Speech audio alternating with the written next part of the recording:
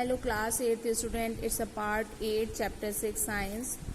Here we read the effect of deforestation. We have already discussed few effects. Let's consider the next one, that is flood and droughts. Due to imbalance in the water cycle, the pattern of rainfall change, causing drought in different places.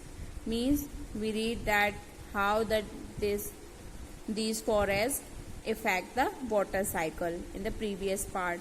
So when the water cycle affected, there is a not balanced water cycle, so the pattern of rainfall also be changed. And when the pattern of rainfall is changed, so there will be droughts, sukha. There will be droughts in different parts. The root of the tree help to absorb the rainwater that percolates down the soil. Without trees, the rainwater get collected from stream and rivers, leading to flooding. Flooding adds to soil erosion. Means when the water is come from the rain, the roots of the plant is captured the water,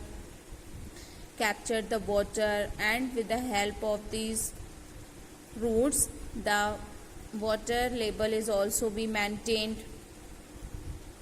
So in this way this prevent the flooding.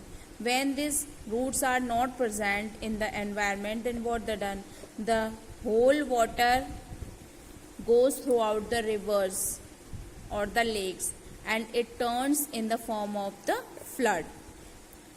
What do you mean by flood? We know this thing, when the excess amount of water is there, the running out, then we say it is a flood condition. But when plants present, they absorb most of the water, their roots percolate the water.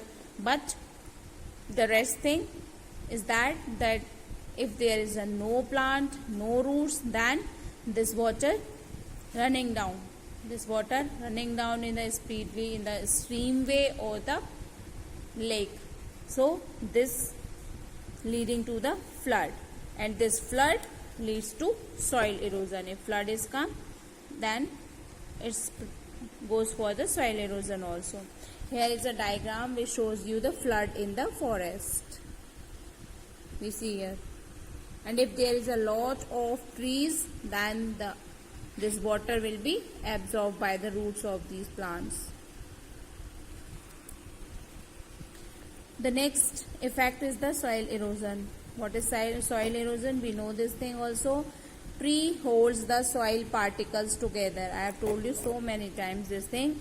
Without trees, the soil gets washed away easily by the wind and the water. This further makes the land infertile. That is known as the soil erosion.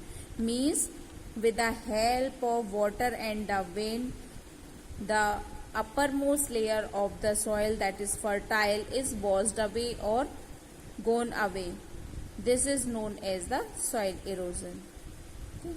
Thank you class. We continue in the next part.